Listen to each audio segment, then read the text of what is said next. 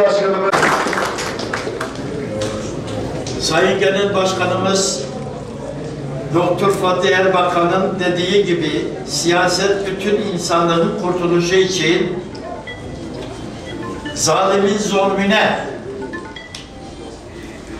dur demek, mazlumların, ezilenlerin, gariplerin haklarını korumak için yapılırsa ibadet olur.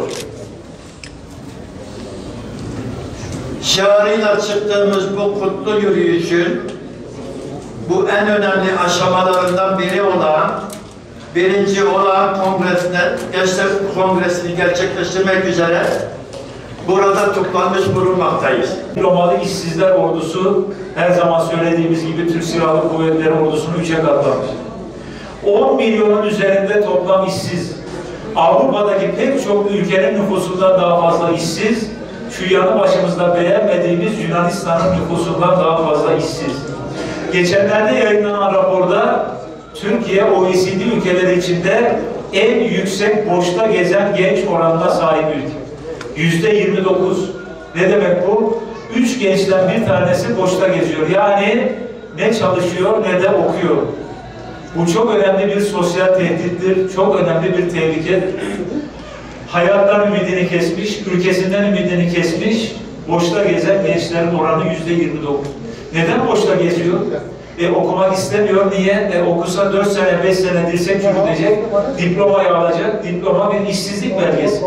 1,5 milyon üniversite diplomalı işsiz şu anda iş arıyor.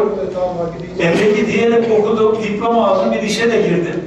Çalışsam ne olacak? Asgari ücret açlık sınırının altında. Asgari ücretle 4 kişilik bir ailenin temel beslenme ihtiyacını karşılayabilmesi mümkün değil. Bizim bir genel başkan yardımcımızın çok güzel ifadesi oldu. Neden gençler çalışmak istemiyor, neden iş beğenmiyor? Çalışarak aç kalacağıma çalışmadan aç kalırım daha iyi diyor. Doğru. Evet doğru. Asgari ücret açlık sınırının altında 30 sene, 40 sene bu ülkeye hizmet eden, bu devlete hizmet eden emekli olan amcamızın aldığı para 1500-1600 lira. 1600 lira 2 kişilik aile için bile açlık sınırı. Bu işsizliğin en önemli sebeplerinden bir tanesi, diğer sebeplerine devlet 19 seneden beri üretime ve istihdama yönelik bir yatırım yapmıyor. Havaalanı, köprü, spor tesisi, tünel, park, bahçe, kıraathane, evet bunlar güzel tabii ki olması lazım ama insanların karnı aç, insanların istihdam imkanı yok. Doğduğu, büyüdüğü toprakta alın teriyle helalinden rızkını temin edecek, kimseye muhtaç olmadan yaşayabileceği bir istihdam imkanını oluşturmamız olarak görürüz, hedef olarak görürüz. 11 Eylül'den sonra Amerikan askerleri çekildikten sonra Türk askeri burada kalırsa onlara da saldırıda bulunuruz diye Taliban açıklama yaptı. Ama buna rağmen Milli Savunma Bakanımız ve Sayın Cumhurbaşkanı diyorlar ki bu görev karşılığında Amerika siyasi, mali, lojistik destek sağlayacak. O nedenle biz Mehmetçiğin orada görev yapmasını istiyoruz. Ve şimdi bugün de, dün de Amerika'dan gelen teknik heyetle Ankara'da pazarlıkları yürütüyorlar.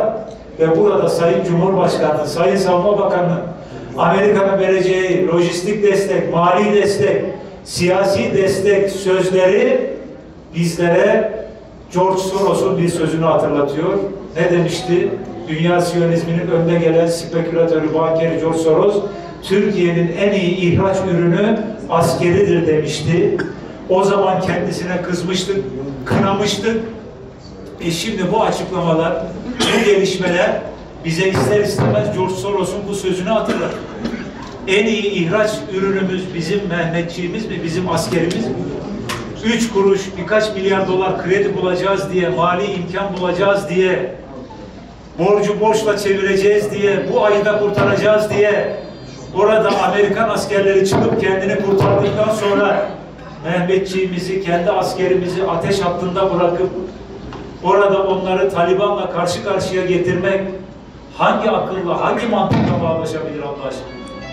Biz Yeniden Refah Partisi olarak böyle bir yaklaşımı asla kabul etmiyoruz ve bu noktada merhum Erbakan hocamızın meşhur, ibretlik tarihi sözünü hatırlatıyoruz.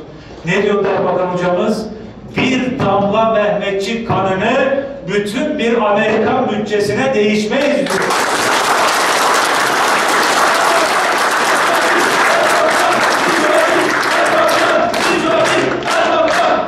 Allah ondan binlerce kez razı olsun. Allah gani gani rahmet etsin. Biz de bugün Erbakan hocamızla aynı görüşteyiz. Milli görüş sancağını dikmemize vesile olur.